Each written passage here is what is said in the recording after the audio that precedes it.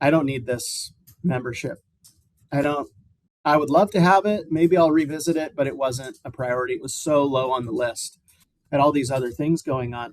And that's when Norm Blandell came into my life. He had moved into the area, into the Eagle Point golf community, master professional, and kind of like the professionals before him, made me feel like I mattered.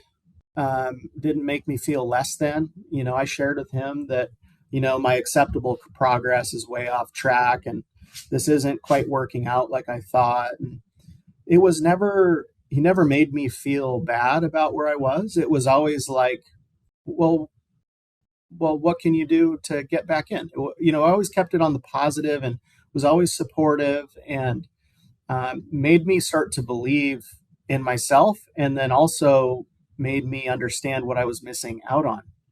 The networking, the familial way that the PGA of America is, and our Oregon chapter professionals in our section.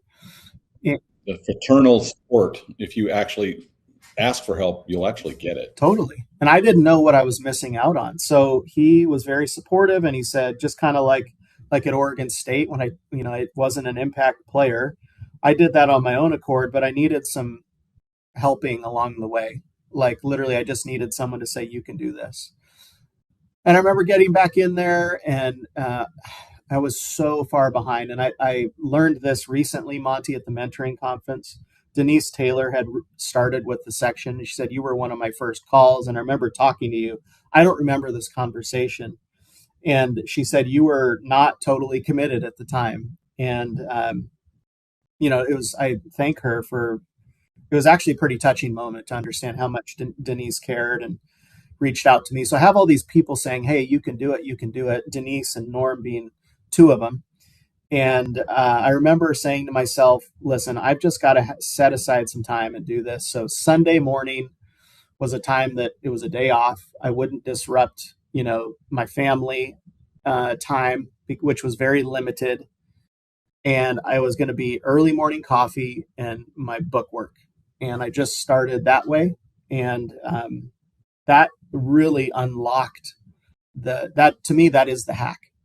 It doesn't have to be a lot. It doesn't have to be all at once. In fact, you'll probably fail, just like any diet or anything massive. If you try to do it all at once, you're not going to keep it up. But for me, once a week was enough, and it wasn't overwhelming. And sometimes I was there for 45 minutes.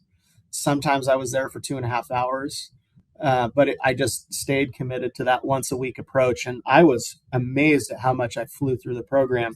And at this point, I am so far behind that I'm going to I'm in a situation that I hope no one ever has to be in. If you're an associate on the call, I really hope this never happens to you, where you either have to complete it by this date or you're starting over.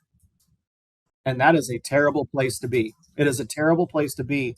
But that's where I was. So I got it done. Another thing I'm really proud of, I'm not proud of, no one's ever proud of like falling behind. Like that doesn't feel good. But that's, again, I'm really happy with the way I dealt with it. I embraced it and I recovered and I got through.